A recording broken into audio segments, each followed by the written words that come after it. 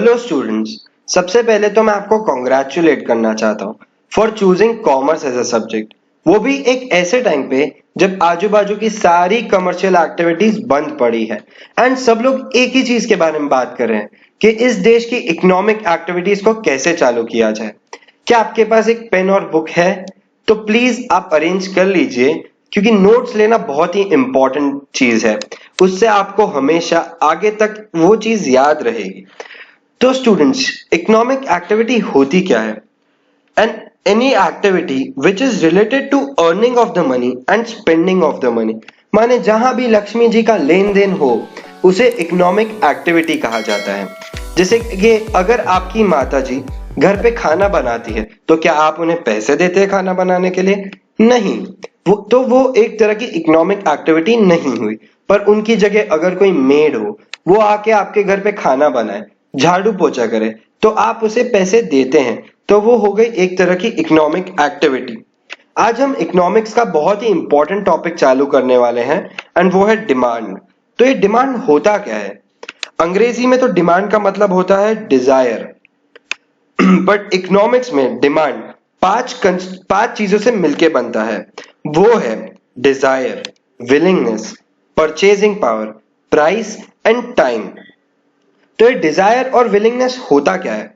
Dzire और willingness माने इच्छा। तो डिजायर और विलिंगनेस से तो सब कुछ हो नहीं सकता। आपको उसके लिए चाहिए धन लक्ष्मी। जैसे कि गांव में जो बच्चे होते हैं, उनकी भी इच्छा होती है कि वो टॉयज खरीदे, पर क्या हैमलिस जैसा वर्ल्ड का बेस्ट टॉयज शोरूम, क्या वो जाके किसी गांव में अपने टॉयज का शोरूम खोलेगा? नहीं। जबकि उसको पता है कि गांव में भी बच्चे हैं एंड उनमें भी डिजायर होगा कि वो टॉयज खरीदे, पर उनको पता है कि गांव के लोगों के पास वो परचेजिंग पावर नहीं होगा कि वो इतने लग्जरियस टॉयज अफोर्ड कर पाए। इसलिए हैमलिस खोलेगा अपना शोरूम कोई मॉल में या कोई लग्जरियस लोकेशन में। तो पहले तो हम समझते हैं डिमांड का एग्जैक्ट मीनिंग क्या होता है। Demand means quantity of goods and services which a consumer is willing to buy, मतलब उसकी इच्छा होनी चाहिए। एबल टू परचेज, मतलब उसके पास उतना धन, उतनी लक्ष्मी उसकी जेब में होनी चाहिए, उस गिवन प्राइस पे खरीद पाए एंड उस गिवन टाइम पे खरीद पाए, मतलब उस गिवन टाइम पे उसके पास उतनी धन लक्ष्मी हो। तो टाइम भी बहुत सारी चीजों को इफेक्ट करता है। जैसे कि अगर मेरे पास अभी 10 रुपए हैं और मुझे जाना है स्टेशनरी पेन खरीदने, तो मैं मेरे घर से निकला और सबसे पास वाली स्टेशनरी पे गया। मैंने उनको बोला, भैया क्या आपके पास कोई 10 रुपए का पेन है? तो उन्होंने बोला, नहीं बेटा, अभी हमारे पास 10 का नहीं 15 रुपए वाले पड़े हैं, तो मेरे पास 10 ही रुपए हैं जैसे जेब में, तो मैं वो चीज उस समय पे वो टाइम पे 15 रुपए की तो खरीद नहीं पाऊंगा। और मेरे को उसकी जगह मैं आजू बाजू घूमा और मुझे एक नई स्टेशनरी शॉप मिली, मैं वहां गया, तो उनने मुझे बताया कि उनका ओपनिंग डे है एंड वो लोग ओपनिंग डिस्काउंट्स दे रहे हैं, तो मुझे एक पेन वो लोग 5 रुपए की दे रहे हैं। तो मेरे मन में तो लड्डू फूटा। मैंने बोला, वाह, 10 रुपए की चीज मुझे यहाँ 5 रुपए में मिल रही है। तो मैंने सोचा कि अगर ये डिस्काउंट आज तक ही है, कल ना हो। तो मैंने उस समय 2 पेन खरीद ली उस टाइम पे, क्योंकि वहां डिस्काउंट चल रहा था, तो मैंने वहां खरीदी 2 पेन। तो आप देख रहे हैं कि प्राइस एंड टाइम कैसे एक डिमांड को इफेक्ट करता है। अब हम पढ़ेंगे types of demand. So students, there are 2 types of demand, individual demand and market demand. Individual demand माने हम पर्टिकुलर कस्टमर की डिमांड को स्टडी करते हैं, उस चीज को कहते हैं हम household demand. And market demand वो होती है जो थोड़ी डाइवर्स होती है, जो बड़े एरिया की डिमांड को स्टडी करती है, उस डिमांड को कहते हैं हम इंडस्ट्री डिमांड। मैं आपको एक एग्जांपल से समझाता हूं। जैसे अगर इंडिविजुअल डिमांड को पढ़ा जाए तो एक इंसान की इच्छा होती है कि वो 5 पेन खरीदे, और मार्केट डिमांड जैसे एक एरिया की डिमांड पड़े, तो मेरे पास 15 कस्टमर्स हैं और उनकी डिमांड वेरिएबल है, जैसे किसी को 10 चाहिए, किसी को 15 चाहिए, किसी को 20 चाहिए। तो हम वो मार्केट डिमांड में हम उनका समेशन लेते हैं, हम उन सब डिमांड्स को ऐड करते हैं। स्टूडेंट्स, ये एग्जाम पॉइंट ऑफ व्यू से बहुत इंपॉर्टेंट टॉपिक नहीं है, बट मैं चाहता हूं कि आपको ये 2 चीजों के बारे में पता हो।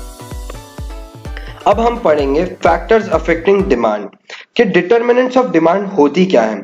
तो इसमें सबसे इंपॉर्टेंट तो होती है price of the commodity, and उसके बाद other factors affecting the demand. वो होती है 5 टाइप की। पहली होती है taste and preferences of the customer, income of a customer कि वो कितना कमाता है, price of related goods, expectation about future prices कि उस चीज का प्राइस आगे फ्यूचर में कितना होगा, size and demographic profile of the population क्योंकि भैया जितने लोग होंगे उतनी डिमांड होगी, अभी हमने देखा। तो अब हम चालू करते हैं सबसे पहली चीज से, प्राइस ऑफ द कमोडिटी। तो प्राइस तो होती है भैया उस चीज का कितना पैसा देना पड़ेगा हमें, और प्राइस और डिमांड इनवर्सली प्रोपोर्शनल होता है। मतलब भैया एक चीज बढ़ेगी तो दूसरी चीज घटेगी, प्राइस बढ़ेगा तो उस चीज की डिमांड कम होती जाएगी। जैसे कि आप लोग देखते हैं कि अगर आपके पेरेंट्स को मंथ लॉन्ग ग्रोसरीज खरीदनी हो तो वो लोग जाते हैं कोई बड़े सुपर स्टोर में, जैसे हो गया डी मार्ट, बिग बाजार। क्यों? क्योंकि वो लोग प्राइस में आपको डिस्काउंट देते हैं। पर उनकी जगह कोई अगर नॉर्मल से किराएदार के पास जाएगा तो वो तो आपको इतनी अच्छी डीलें देगा नहीं, बल्कि अगर हम डी मार्ट जाएंगे तो हम देखिए हम एक चीज पे दूसरी चीज फ्री भी ले आते हैं। तो ये देखिए जब कोई डी मार्ट से शॉपिंग करके आता है, महीने की चीजें लेके आता है, तो उसकी कार्ट कितनी बड़ी हुई है। तो आप देखिए जब किसी चीज का दाम घटता है तो एक रैशनल कस्टमर जो होता है वो उस चीज को ज्यादा खरीदता है, और इसको हम कहते हैं डिमांड एक्सपैंड्स। और जब किसी चीज का प्राइस बढ़ता है तो एक रैशनल कस्टमर हमेशा उसको कम खरीदेगा, और उसे कहते हैं हम डिमांड कॉन्ट्रैक्ट्स। अब हम बढ़ते हैं नेक्स्ट टॉपिक पे, अदर डिटर्मिनेंट्स पे। पहला है उसमें टेस्ट एंड प्रेफरेंसेस। भैया इसका मतलब तो हो गया आपको क्या पसंद आता है और आपको क्या नहीं पसंद आता है। तो जो चीज आपको मार्केट में पसंद आती है, जो चीज बिकती है वही आती है, उसी की डिमांड बढ़ती है। जैसे कि कोई फ्लेवर हो गया, जैसे कि कोई फैशन हो गया। किसी ने सोचा था 5 साल पहले कि कोई रिप्ड जीन्स, कोई फटी हुई जीन्स या कोई टेप्ड जीन्स खरीदेगा कि भैया जीन्स के बाजू में टेप लगा हुआ, ये भी कोई फैशन हो सकता है कभी, कि कोई ये चीज कभी खरीद सकता है? या फटी हुई जीन्स, भाई आजू बाजू से आधे कपड़े फटे हुए, ये तो कोई चीज होती है? लेकिन आजकल लोग वो चीज ज्यादा खरीद रहे हैं क्योंकि आजकल वो लोगों को चीज पसंद आने लगी है, वो लोग का टेस्ट बन गया है, वो कस्टमर का प्रेफरेंस हो गया कि नहीं भैया हमें पूरी जीन्स दे, हमें फटी जीन्स देगा, हमें रिप्ड जीन्स देगा। क्यों? क्योंकि उस चीज का फैशन चल रहा है। तो एक एग्जांपल मैं आपको देता हूं, जैसे कोई सेलिब्रिटी होता है, वो अगर किसी नए प्रोडक्ट को इंडोर्स करता है तो उस प्रोडक्ट की डिमांड बढ़ जाती है। जैसे आप देख सकते हैं स्क्रीन पे सल्लू भाई, हमारे दबंग में जब उनने चश्मा पहना था, चुलबुल पांडे ने जो ये रेबैन वाला स्टाइल का ये जो चश्मा पहना है, अब उसके बाद आपने देखा होगा उसके 10 दिन में सभी ये चश्मा खरीद रहे हैं, सब टिकटॉक पे दबंग वाले गाने में ये चश्मा पहन के आ रहे हैं। तो इस प्रोडक्ट को इंडोर्स जब सलमान खान ने किया अपनी पिक्चर में, तो वो प्रोडक्ट की डिमांड बढ़ गई। अब हम बढ़ते हैं हमारे दूसरे एस्पेक्ट पे, वो है इनकम ऑफ अ कंज्यूमर। मतलब भैया जितना तुम कमाओगे उतनी तुम चीज खरीदोगे। पर इस टॉपिक में ना एक छोटा सा एक्सेप्शन है, वो डिपेंड करता है टाइप्स ऑफ गुड्स पे। नॉर्मल गुड्स में तो आपकी इनकम बढ़ेगी तो उस चीज की डिमांड भी बढ़ेगी। पर इंफीरियर गुड्स जो होते हैं, जब आपकी तनख्वाह बढ़ती है, जैसे जो जिस चीज के लिए आप कॉम्प्रोमाइज करते हैं, आप जिस चीज को कॉम्प्रोमाइज करके खरीदते हैं, आप अपने दिल पे पत्थर रख के वो चीज खरीदते हैं कि मैं पैसे बचा रहा हूं इस चीज से, वो चीज की डिमांड कम हो जाती है। मैं आपको इस चीज का एक एग्जांपल देता हूं जो मुझे उम्मीद है कि आपको आपके फाइनल एग्जाम तक याद रहेगा। जैसे कि समझ लीजिए आपके आजू बाजू में कंस्ट्रक्शन साइट है और वहां पे एक वर्कर है, वो महीने का कमा रहा है 2,000 रुपए, दिन भर मजूरी करने के उसे सिर्फ 2,000 रुपए मिल रहे हैं। तो उसके दिमाग में तो एक ही चीज चलती है कि मैं कैसे अपना पेट भरा रख सकता हूं। तो वो ज्वार और बाजरा खरीदता है जो कि काफी सस्ती है। राइस, न्यूट्रेला हो गया, दाल हो गया, इन सब से काफी सस्ती चीज हो गई क्योंकि उसके पास उतने पैसे नहीं है कि वो अपना पेट इन चीजों से भर सके। पर अब उसको एक अच्छी बिल्डिंग साइट पे नौकरी मिल जाती है और उसकी तनख्वाह 2,000 से बढ़ के 10,000 हो जाती है।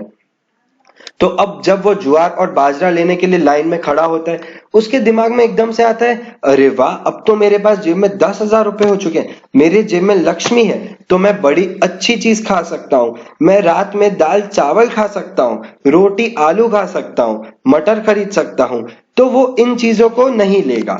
तो इसी तरीके से जब उसकी इनकम बढ़ती है तो इन चीजों की डिमांड कम हो जाती है। मगर अगर आपकी नौकरी लग जाती है, आप इंजीनियर बन जाते हैं, आप डॉक्टर बन जाते हैं और आप अच्छी खासी कमाई करने लगते हैं, या कोई सीए बन जाता है, या कोई अच्छा अकाउंटेंट की नौकरी ले लेता है, तो उसकी तनख्वाह बढ़ जाती है। वो अब महंगी चीजें और खरीद सकता है। अब आपके जेब में लक्ष्मी जी हो गई 1 लाख रुपए, आपकी 1 लाख रुपए की नौकरी लग गई, कॉन्ग्रेचुलेट। तो अब आप लेंगे महीने की 4-6 शर्टें, साल की 10-12 पैंटें। तो आप देख रहे हैं कि नॉर्मल गुड्स की जो डिमांड है वो और बढ़ जाती है आपकी इनकम के साथ। सो स्टूडेंट्स, आज के लिए इतना ही। बाकी डिटर्मिनेंट्स ऑफ डिमांड हम आगे चल के पढ़ेंगे। So thank you. अगर आपको मेरा एक्सप्लेनेशन अच्छा लगे तो प्लीज लाइक और सब्सक्राइब कीजिएगा।